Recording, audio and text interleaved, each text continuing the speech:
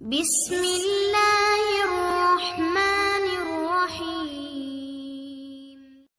السلام علیکم ورحمۃ اللہ وبرکاتہ۔ نحمدہ ونصلی علی رسولہ الکریم، اما بعد۔ علم تجوید کلاس میں آپ کا خیر مقدم ہے۔ مجھے امید ہے کہ آپ حضرات خیر و عافیت سے ہوں گے۔ الحمدللہ سابقہ کلاس میں ہم نے عربی حروف کی مخارج کے 2 ٹرمز کو پڑھا تھا، یعنی حروف ذوالقیہ اور حرف ضاد کو پڑھا تھا۔ مجھے امید ہے کہ آپ نے ان حروف ذوالقیہ اور حرف ضاد کو اچھی طریقے سے سمجھا ہوگا اور ان کی جو ادائیگی ہے اس کو بھی اچھی طریقے سے خوب مشق کی ہوگی اور خوب پریکٹس کی ہوگی۔ اگلی جو ہماری ٹرمز ہیں ان کا تعلق جو ہے وہ دانتوں سے ہے، اس لیے ہم پہلے دانتوں کے ناموں کو بیان کرتے ہیں تاکہ اگلی جو ٹرمز ہیں ان کے مخارج کو سمجھنے میں سہولت ہو۔ آپ کی اسکرین کے اوپر امیج شو ہو رہی ہے جس میں دانتوں کا نقشہ بنا ہوا ہے۔ تو انسان کے منہ میں کل 32 دانت ہوتے ہیں، 16 اوپر اور 16 نیچے۔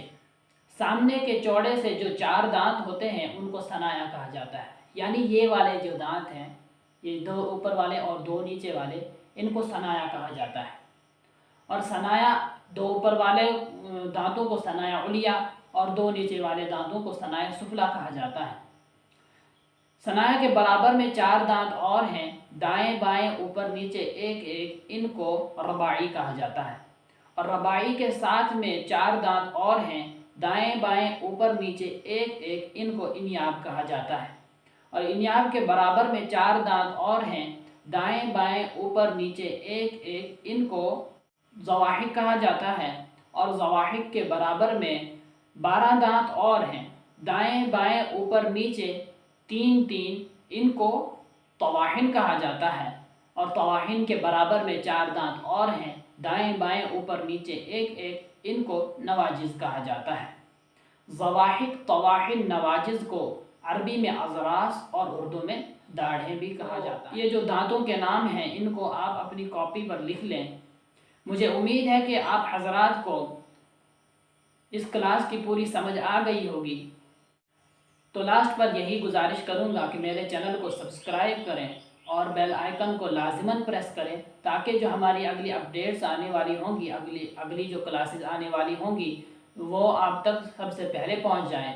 اور ویڈیو کو زیادہ سے زیادہ لائک کریں اور زیادہ سے زیادہ شیئر کریں، اپنے دوست و احباب میں لازماً یہ ویڈیو کو شیئر کریں تاکہ جو ہمارے دوست و احباب ہیں وہ بھی قرآن پاک کے جو اصول و ضوابط ہیں، قواعد ہیں، ان کو سیکھیں اور اس طریقے سے قرآن مجید کو۔ تو مجھے دیجیے اجازت، ملتے ہیں اگلی ویڈیو میں۔ السلام علیکم ورحمۃ اللہ وبرکاتہ۔ میں بروں سے لاکھ برا سہی، مگر ان سے ہے